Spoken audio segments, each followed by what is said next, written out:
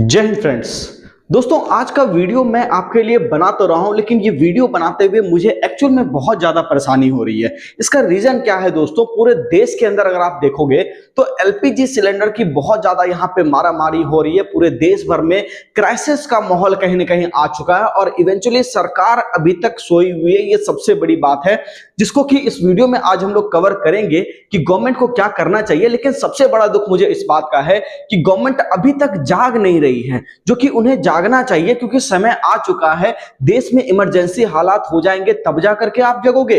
तो आज के इस वीडियो में हम लोग डिस्कस करने वाले हैं दोस्तों कि इस क्राइसिस के ऊपर गवर्नमेंट को किस तरह से ध्यान देना चाहिए। प्लस सबसे इंपॉर्टेंट बात, चूंकि हम लोग फाइनेंशियल मार्केट को लेकर के यहाँ पे वीडियोस बनाते हैं, तो आज हम लोग ये भी देखेंगे वीडियो के एंड में कि कहां पे जाकर के हमें यहाँ पे अपॉर्चुनिटी मिल सकती है। तो सबसे पहले, अगर आप चैनल पर नए हैं, चैनल को सब्सक्राइब कर लीजिए और बेल आइकन प्रेस कर लीजिएगा ताकि आपको हमारा नोटिफिकेशन जल्द से जल्द मिलता रहे। तो चलिए वीडियो को स्टार्ट करते हैं। दूसरी बात मैं यहाँ पे कहना चाहूंगा दोस्तों, जो भी व्यक्ति यहाँ पे हैं जो शेयर मार्केट क्लास करना चाहते हैं, सीखना चाहते हैं, बिल्कुल बेसिक से लेकर के एडवांस तक शेयर मार्केट को, तो इस नंबर पे आप कॉल कर सकते हैं। बिल्कुल सारी जानकारी आपको यहाँ पे दी जाएगी। दोस्तों, आपको कल ध्यान में होगा हम लोगों ने क्रूड के ऊपर जो वीडियो बना करके बताया था कि क्रूड के अंदर एक अच्छा खासा मोमेंटम आपको देखने को मिल सकता है।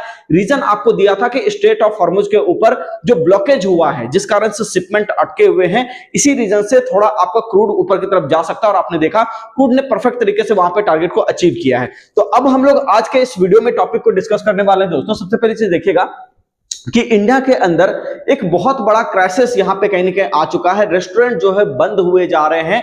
यहाँ पे पूरे इंडिया भर में आप देखोगे बहुत सारे रेस्टोरेंट, लगभग 25% रेस्टोरेंट बंद होने की कगार पे हैं या फिर लगभग बंद हो चुके हैं। क्योंकि जैसे जैसे न्यूज निकल करके आ रही है, उसके अंदर सबसे बड़ी समस्या ये है कि एलपीजी का जो है वहां पे क्राइसिस हो चुका है। ठीक है, अब ऐसा क्यों हुआ दोस्तों? आपको पता था कि ईरान को लेकर के हमारा जो है बहुत बढ़िया संबंध था, भारत का एक बहुत बढ़िया संबंध था। लेकिन चूंकि हम लोगों ने इजराइल का थोड़ा एक तरफा थोड़ा सा साथ दिया, जिस कारण से ईरान वालों को थोड़ा सा हमारे ऊपर जो है नाराजगी हो गई और उनको लगा कि भैया अब जो है इंडिया को भी हमें रोकना है। ये वॉर तो हम लोग करेंगे लेकिन सारे देशों को कहीं ना कहीं नुकसान पहुंचा देंगे। जो एक डिप्लोमेसी हमारी रहती थी कि जो है हम लोग शांति का यहाँ पे जो है प्रचार करते थे हमेशा यूएन के अंदर, और ये बात हमेशा रखते थे कि हम लोग कभी भी किसी पक्ष को यहाँ पे जाकर के एक तरफा सपोर्ट नहीं करेंगे। हम लोग हमेशा शांति का ही अपील वहां पे करते थे। लेकिन पहली बार ऐसा हुआ विदेश नीति के अंदर, मुझे लगता है पर्सनली कि एक बहुत बड़ी खामी है जिसको कि सरकार को देखना चाहिए कि आप जो है यहाँ पे प्रॉपर एक शांति का यहाँ पे जो है समझौता आप लेकर के क्यों नहीं जाते। आप ये क्यों नहीं कहते कि ठीक है दुनिया को शांत रहना चाहिए, आप एक तरफा क्यों होते जा रहे हो? रीजन कई सारे हो सकते हैं, आपको पता है।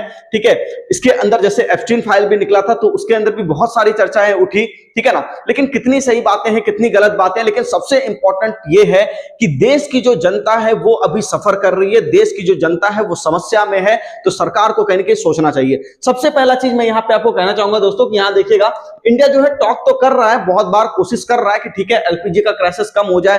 ईरान से कह रहा है कि भैया ऐसा है, कुछ खेप आप निकलने दो स्ट्रेट ऑफ हॉर्मुज से, ठीक है। लेकिन ये सब बातें हैं, कब ये सक्सेस होंगी, कब ईरान मानेगा, इसकी अभी कोई यहां पर गारंटी नहीं है। लेकिन फिर भी मैं आपसे कहना चाहूंगा, देखिए दोस्तों, जब भी कोई पैनिक मचता है तो उस पैनिक के अंदर सबसे ज्यादा पैनिक तब मचता है जब लोग उसको क्या करते हैं ना, कालाबाजारी करने लगते हैं। या फिर जैसे मान लो आपका मंथ का जो है 1 सिलेंडर में या 2 सिलेंडर में काम चल जाता है, तो लोग आजकल क्या कर रहे हैं, देख रहे हैं प्रॉब्लम हो रही है, चलो 4 महीने का स्टॉक एक बार में कर ले। तो इस तरह से करने से कारण भी यहां पे आप देखोगे बहुत ज्यादा समस्या यहां पे हो रही है और इसको आपको नहीं करना चाहिए, ठीक है ना। क्योंकि हम सबका फर्ज बनता है कि सारे लोग जब यहाँ पे हैं सही तरीके से रहें। तो इसके अंदर हम लोग इस तरह का काम करेंगे तो ऑब्वियस सा बात है कि एलपीजी का क्राइसिस हमेशा के लिए रह जाएगा और यहाँ पे दिक्कत सबको आने वाली है, ठीक है। और ये खेप जब तक आना शुरू होगा तब आप देखोगे कि चीजें यहां पे नॉर्मल होने लगेगी। लेकिन सबसे जरूरी बात यहां पे ये है दोस्तों कि जब भी कोई इमरजेंसी आती है तो सबसे पहला काम सरकार का ये होना चाहिए कि इस तरह की चीजों का, जो कि डेली यूज वाली चीजें हैं, जो भी चीजों का क्राइसिस हो रहा है, सबसे पहले उसका एक्सपोर्ट बंद कीजिए। क्योंकि जब आप एक्सपोर्ट बंद करोगे तो आप जो है डोमेस्टिक कंजम्पशन जितना आपका हो रहा है, आप वहां पे चीजों को भेज पाओगे। लेकिन यहां पे एक्सपोर्ट को बंद होने वाली बात ही नहीं हो रही है। आप देखो रिलायंस इंडस्ट्रीज जो है यहाँ पे पेट्रोल डीजल जो है यहाँ पे पेट्रोलियम पूरा मतलब जो बेचे जा रहा है, है रिफाइन कर करके बाहर की तरफ। तो ये सब चीजें हैं जो आपको दिक्कत कर सकती है। तो ऐसा चीज जब होता है तो कहीं ना कहीं देश के अंदर समस्या ऑटोमेटिकली आएगी ही आएगी। तो सरकार को सबसे पहले ध्यान देना चाहिए, जैसा कि अभी चाइना ने किया कि उन्होंने किया कि भैया हम लोग एक्सपोर्ट को बैन कर रहे हैं, गैस एक्सपोर्ट को बैन कर रहे हैं, अपना जो हमारा डोमेस्टिक कंजम्पशन है पहले हम लोग उसको पूरा करेंगे, वो फुलफिल हो जाएगा, उसके बाद फिर हम लोग वहां पे देखेंगे कि बाकी दुनिया में क्या चल रहा है क्या नहीं चल रहा है, क्योंकि अपनी जनता सर्वोपरि है ना। ठीक है, तो यहां पे गवर्नमेंट को ये सोचना चाहिए, लेकिन ये गवर्नमेंट सोच नहीं रही है, इसमें क्या ही कर सकते हैं। और सबसे बड़ी खामी तो यहां पर यह है कि आपने अभी सुना होगा कि बांग्लादेश को जो है यहां पे समस्या हुई और हम लोगों ने क्या किया, 5000 मेट्रिक टन डीजल जो है बांग्लादेश को सप्लाई कर दिया और वहां पे कहा कि ठीक है भैया आप लोग भी अपने क्राइसिस से उबर जाओ, ठीक है, थोड़ा सपोर्ट हम लोग कर देते हैं। आप क्यों इतनी दरियादिली दिखा रहे हो, क्यों गवर्नमेंट इस तरह से कर रही है, मुझे तो ये समझ नहीं आ रहा। ठीक है, बाकी आपकी क्या राय है कमेंट सेक्शन में जरूर देखिएगा कि कोई मैं सही कह रहा हूं गलत कह रहा हूं, आप बात को समझ पा रहे हो नहीं पा रहे हो। गवर्नमेंट को जो भी करना चाहिए अपनी राय कमेंट सेक्शन में जरूर लिखिएगा, ठीक है ना। तो यहां पे दोस्तों इस तरह का काम जो है अभी इंडिया को नहीं करना चाहिए, क्योंकि इस तरह से क्राइसिस और ज्यादा बढ़ेंगे, समस्याएं और ज्यादा बढ़ेगी। दूसरी बात हम लोग यहां पे कर लेते हैं दोस्तों कि ईरान के जो यहां पे नए जो सुप्रीम लीडर हैं उन्होंने यहां पे साफ साफ कह दिया है कि भाई ऐसा है कि हम लोग जो है आपका जो स्ट्रेट ऑफ हॉर्मुज है इसको हम लोग नहीं यहां पे क्लियर करने वाले हैं अभी फिलहाल जल्दी से, ठीक है ना। तो जब तक ये वॉर चलेगा हम लोग चलाएंगे, कहीं कोई दिक्कत वाली बात नहीं है, हम लोग बदला लेंगे। बेसिकली ये इस मोड में है। तो चलो ठीक है, अभी ये एग्रेशन में है, इनसे बातचीत किस हद तक हो पाती है नहीं हो पाती है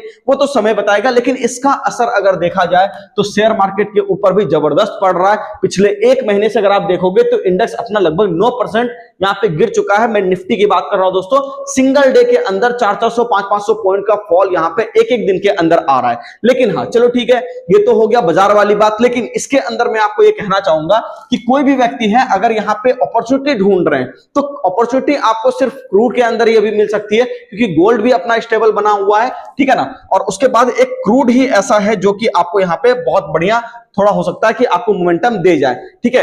कल आपको ध्यान में होगा दोस्तों इस एरिया के आसपास हम लोगों ने बात की थी क्रूड के अंदर कि यहां पे आपको एक मोमेंटम मिल सकता है। देखिए पहला टारगेट सबसे पहले क्रूड ने यहां पे हिट करा है। दूसरी बात कि अगर कोई भी तरह का पी स्टॉक होता है तो उस केस में क्रूड आपका इस रेट के नीचे आ जाएगा, यानी $91 पर बैरल के आसपास इसके नीचे अगर सस्टेन कर जाए क्रूड तो उस केस में कहीं ना कहीं, ये मैं यूएस क्रूड की बात कर रहा हूं दोस्तों, तो उस केस में कहीं ना कहीं ये हो सकता है कि मार्केट आपको बॉटम लगाता हुआ दिखाई दे सकता है और उस केस में ये भी आप मान सकते हो सकता है पी स्टॉक सफल रही है, ठीक है, या फिर जो है कुछ ना कुछ वहां पे समस्याएं टेंशन थोड़ी सी स्ट्रेट ऑफ हॉर्मुज पे कम हुई है। तो यहां पे दोस्तों अगली अपॉर्चुनिटी फिर इसी में बन सकते हैं, लेकिन वो तब बनेगा जब ये अपना पिछला वाला हाई जो अभी कल इसने टारगेट अचीव किया था इसके ऊपर ये क्रॉस करेगा। तब अगर इसको ये क्रॉस कर जाता है, ठीक है ना, तो उसके बीच आप देखोगे 100 से लेकर के 105 के आसपास तक का आपको यहां पे डॉलर पर बैरल का क्रूड यहां पे होता हुआ यहां पे दिखाई दे सकता है। तो इस चीज को ध्यान रखिएगा दोस्तों। तो यहां पे आपको अपॉर्चुनिटी मिल सकती है, लेकिन मैं ये बिल्कुल भी नहीं कहूंगा कि आप नेकेडली यहां पे कूद जाओ। सबसे पहली चीज, किसी भी तरह का इन्वेस्टमेंट ट्रेडिंग वाली चीजें जो भी है दोस्तों, ये मेरा पर्सनल व्यू अपना होता है, ठीक है ना। तो आप अपने इन्वेस्टमेंट एडवाइजर से सलाह लेकर के ही काम करिए। बाकी अगर आप नए हैं चैनल को सब्सक्राइब कर सकते हैं ताकि इसी तरह की इंफॉर्मेटिव वीडियोस आपको बार बार मिलती रहे। बाकी मिलते हैं नेक्स्ट वीडियो में, धन्यवाद।